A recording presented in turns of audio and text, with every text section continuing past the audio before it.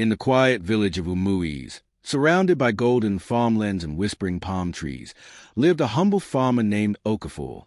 He was known far and wide for his honesty, hard work, and generous heart.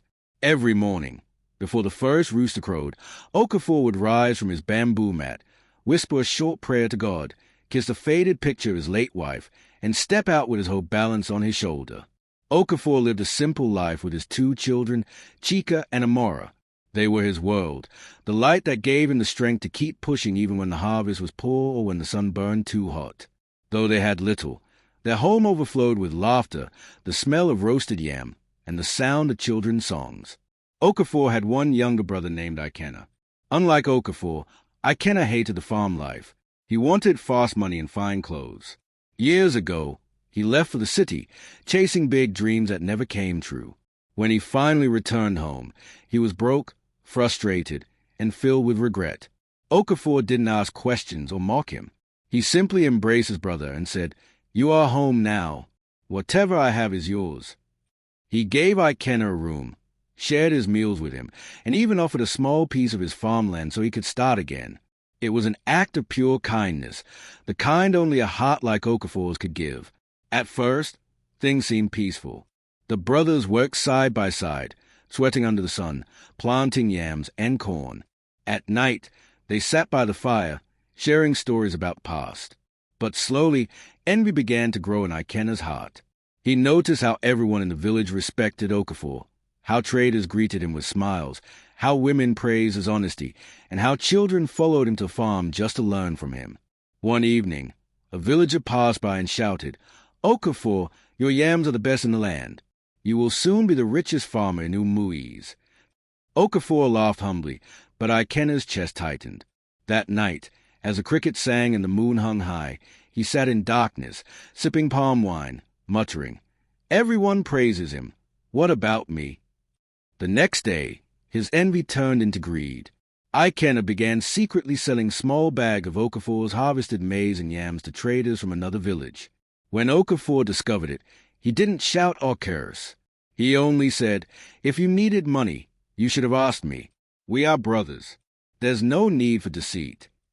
That kindness cut Ikenna like a knife. Instead of gratitude, shame turned into anger. In his heart, a dangerous thought began to grow, the thought that maybe life will be better without Okafor standing in his shadow. When the village prepared for the annual harvest festival, Okafor was chosen to lead the feast because his farm had yielded the most crops that year. It was an honor every farmer dreamed of. He roasted yam, cooked pepper soup, brought palm wine, and invited the entire village to celebrate. Everyone danced, sang, and praised Okafor's name. He smiled, proud and grateful, never knowing that the person dancing beside him was quietly plotting his death. Late that night, Ikenna sat alone outside, his mind spinning like a whirlwind. "He has everything," he whispered. "The praise, the respect, the love. If he is gone, I will finally be seen." The next morning, Ikenna went to a small hut at the edge of the forest where a feared herbalist lived. He told the old man he needed something to kill a rat that had been destroying his grain. The herbalist gave him a small pouch of white powder and warned, "Be careful, a grain of this can stop a heart." That afternoon, Ikenna cooked a pot of goat meat stew, mixing the poison carefully into it. When he brought it to Okafor's hut, he smiled sweetly and said, "Brother, you worked so hard yesterday. You deserve to rest. I made you your favorite stew." Okafor's eyes softened. "You cooked for me? Ikenna, you are truly changing. Thank you, my brother." He blessed the food and began to eat. Ikenna watched him closely, every spoonful making his heart beat faster. A few hours later, Okafor began to feel dizzy. His chest tightened. His children noticed first. "Papa, are you okay?" Chika asked, trembling. Okafor tried to speak, but only gasped for air, clutching his stomach. "Get help," he managed to whisper before collapsing. The villagers rushed in. The herbalist was called, but it was too late.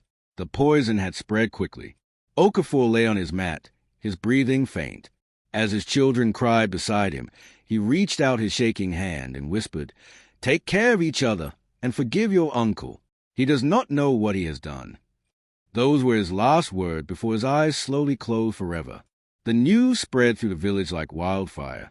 The man everyone loved, the one who fed the hungry and shared his last meal with strangers, was gone. The village went silent. Women wept, men sat in disbelief, and even the birds seemed to stop singing. Suspicion quickly turned toward Ikenna. He had been the last to see Okafor alive, and the pot of stew he brought was still half full in the corner of the hut. When the healer examined it, he shouted, "This food was poisoned." Ikenna tried to escape that night, running toward the river, but the villagers caught him. They tied his hands and demanded the truth. In tears, he confessed, trembling, "I didn't mean to kill him. I only wanted him to fall sick, so that people would pity me more than him." The crowd went silent. His words burned through every heart. They couldn't believe that jealousy could make a man poison his own brother, the very man who had sheltered, fed, and forgiven him. Ikenna was handed over to the local authorities, and from that day on, no one ever saw him again. Okafor's farmland, once the pride of the village, was left abandoned. The grass grew tall, covering his footsteps, and the birds at once sang their never returned. It was said that at night, when the wind blew through the yam fields, you could hear a faint whisper, a voice that sounded like Okafor saying, "Feed people, but not everyone deserves to eat from your bowl."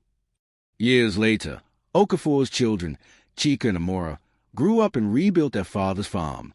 They turned it into the biggest farm in Umueze and built a statue of their father at the entrance, holding a hoe and a basket of yams. Every harvest season, villagers gather there to tell the story of the farmer who fed his brother and got poison in return, a story of kindness, betrayal, and the danger of envy. To this day, they say no matter how generous you are, you must guard your heart and your table, because sometimes the person you're feeding might be the one sharpening the knife behind your back.